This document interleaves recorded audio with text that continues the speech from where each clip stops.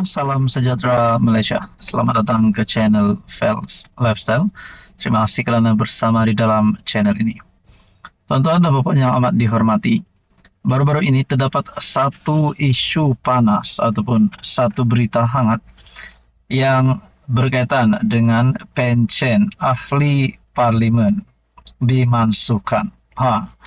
Saudara-saudara, menerusi satu tinjauan ataupun satu maklumat yang saya lihat melalui Malaysia Kini yang menyatakan tinjauan 96% mahu pencen MP ditukar ke caruman KWSP. Nah, saudara-saudara, adakah ini akan menimbulkan persoalan di kalangan ahli parlimen yang mungkin ada yang bersetuju dan mungkin ada yang tidak bersetuju dengan pencen dimasukkan dan ditukar ke caruman KWSP.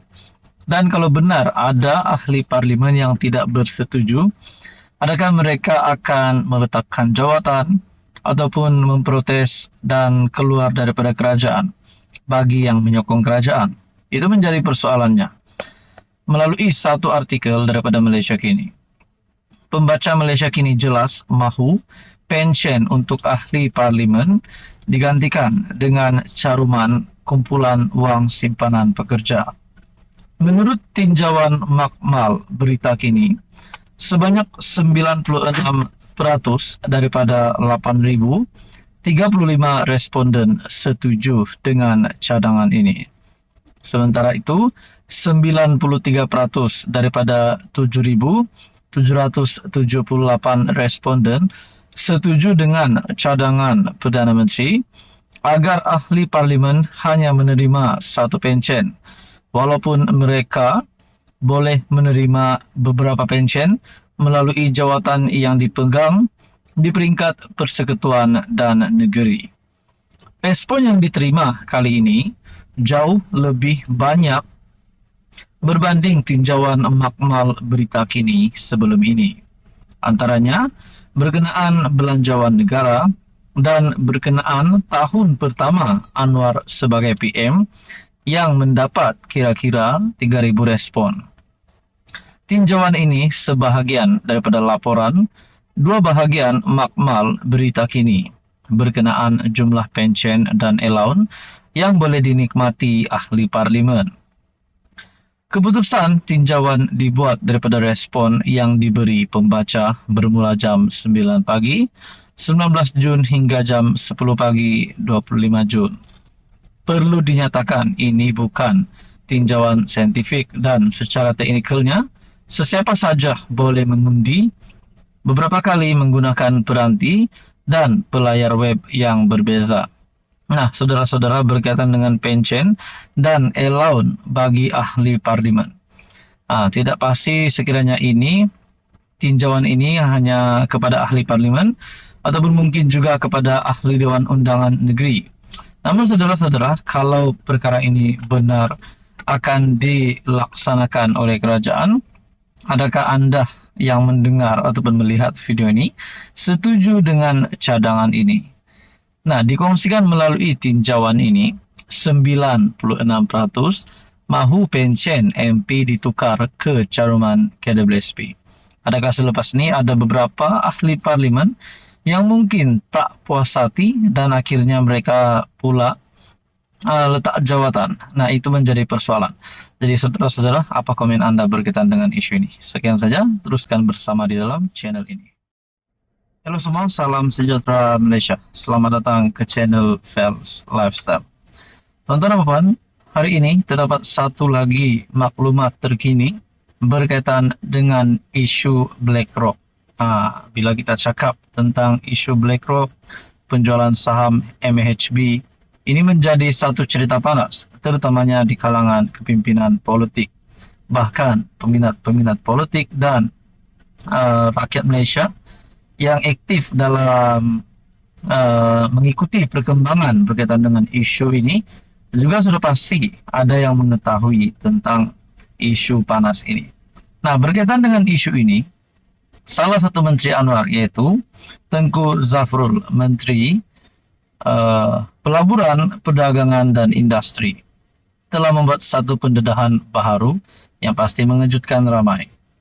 Melalui satu artikel daripada Malaysia kini, BlackRock miliki aset RM27.5 bilion di Malaysia. Firma kontroversi BlackRock sudah bertapak di Malaysia sejak 1990-an dan kini memiliki aset pelaburan sebanyak RM27.5 bilion di negara ini.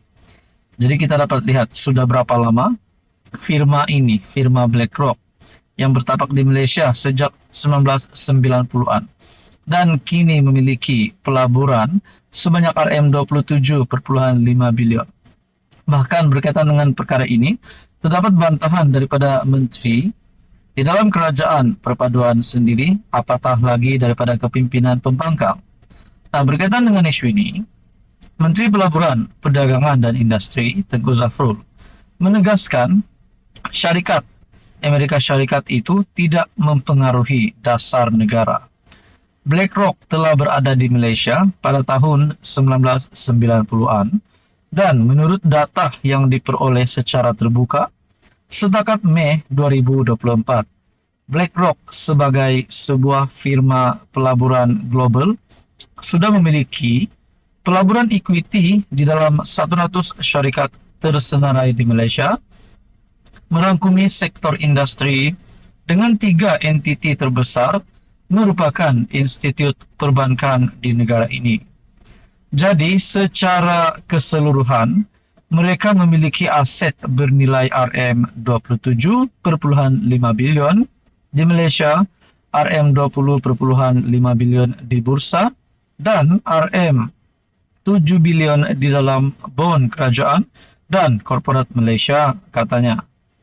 Dia berkata demikian ketika sesi pertanyaan-pertanyaan Menteri di Dewan Rakyat pagi menjawab soalan Lim Guan Eng, PH Bagan, mengenai jumlah pelaburan BlackRock dan syarikat berkaitannya di Malaysia.